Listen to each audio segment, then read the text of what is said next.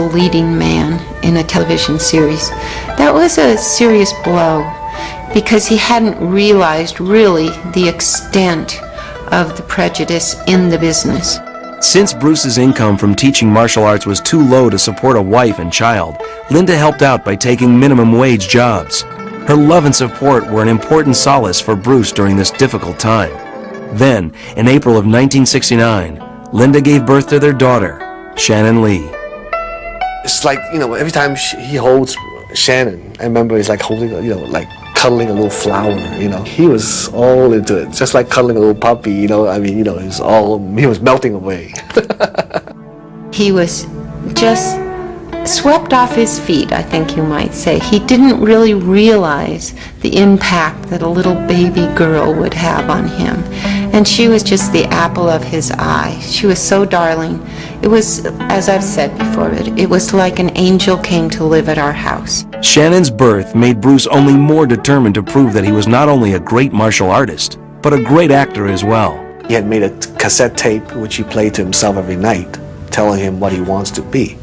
And at that point, he played it to me, and what he wanted to be was to be the highest paid actor in Hollywood. By 1971, Bruce Lee had spent 5 difficult and discouraging years trying to build an acting career in America. On the positive side, he continued to develop his martial art of Jeet Kune Do. Most importantly, his family was thriving.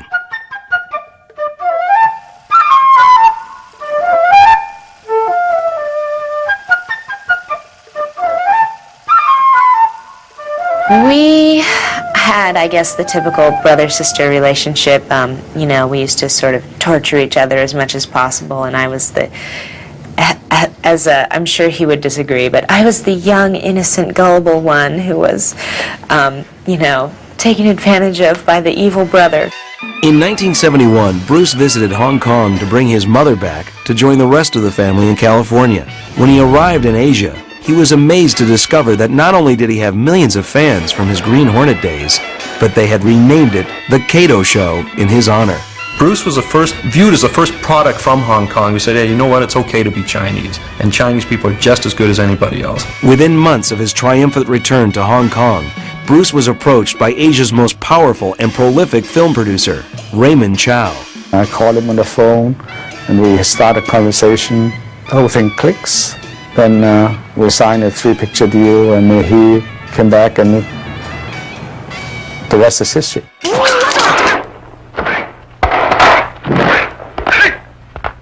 Bruce's first major starring role was in a small-budget martial arts film called The Big Boss. The Big Boss broke all previous Asian box office records. The reaction was so fantastic, so tremendous, to the point that the audience, I think, was sort of dumbfounded at the end of the thing and really wait for quite a few seconds, which not only to Bruce but to a few of us seems like a year, until everybody broke out into thunderous applause. For the Lee family, the film's success meant a new start and a new life. When it was a sure thing that Bruce was going to go ahead and make the second movie in Hong Kong, then he said, we're moving to Hong Kong. It helped our children to realize that their heritage is Chinese and American. So they had that exposure there as very small children. And I went to an all-Chinese school and wore my little uniform and my little backpack to school even at the age of 3. They start pretty young there.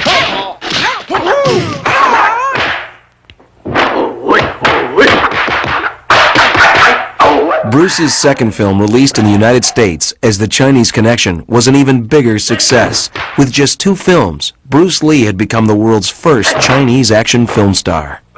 Everyone viewed him as one of their own. And the interesting thing about it is that it cut across all cultures. It wasn't just Chinese, it wasn't Japanese, it wasn't just Asians. It was African Americans, it was Canadians, it was Caucasians. It was everybody felt something about Bruce. Most gratifying for Bruce was that his philosophy of flowing around obstacles like water had proven successful. He had overcome the shame of living in an occupied country and honored his ancestors by creating a positive Chinese role model that all people could relate to. be formless, shapeless, like water. Now you put water into a cup, it becomes the cup. You put water into a bottle, it becomes the bottle. You put it in a teapot, it becomes the teapot. Now water can flow or it can crash. Be water, my friend.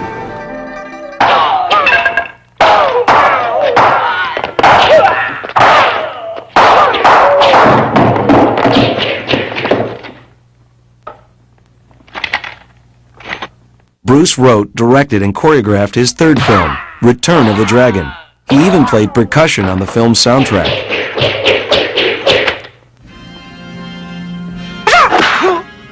For his next film, Game of Death, Bruce enlisted the aid of his closest friends and students. He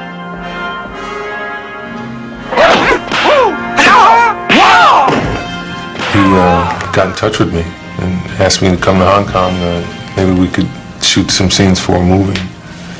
I was flabbergasted, you know, this is something that we had dreamed about. Bruce's work on Game of Death was interrupted in 1972 when he was offered the starring role in a big-budget Hollywood martial arts film. Bruce Lee's amazing talents and international box office appeal had finally broken down Hollywood's wall of prejudice. When it was finally decided that Warner Brothers would make this co-production with Bruce, which ended up to be Enter the Dragon, he was ecstatic.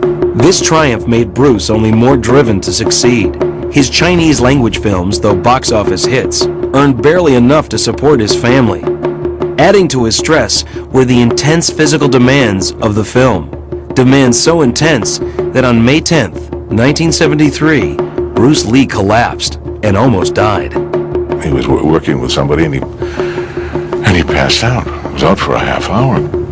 So he came back, he said they just finished doing a complete physical examination and they gave him a complete bill of health. They just said, oh, you were just tired, you know, worn out, something, you know.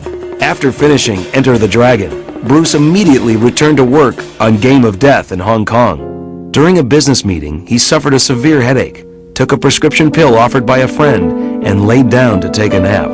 And the phone rang, and it was Raymond Chow. And he said, Linda, you have to go to the hospital. They're taking Bruce to the hospital.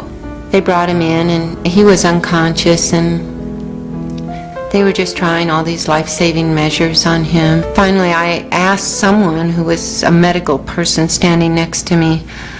I remember thinking in my head, I don't want to ask if he's died, so I said, is he alive?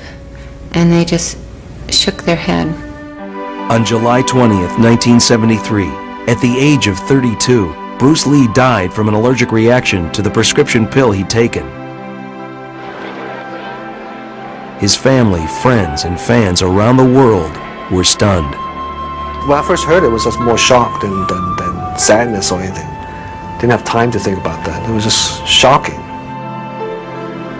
More than 30,000 mourners crowded the streets of Hong Kong to pay their last respects to their fallen idol. Bruce Lee's funeral was held in Seattle. Among the pallbearers were Robert Lee, Dan Inosanto, Taki Kimura, James Coburn, and Steve McQueen. To see the influence that he had, you know, like it was still present in the room. You know, all of the people that he'd touched was carrying a little piece of the knowledge of Bruce.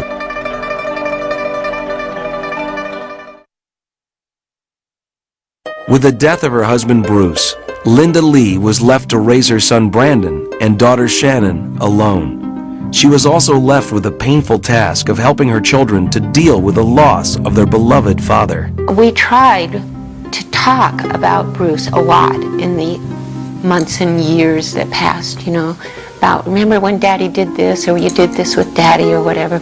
And yet that was very hard, especially for Brandon. I remember on one occasion he said, "Stop talking about Daddy."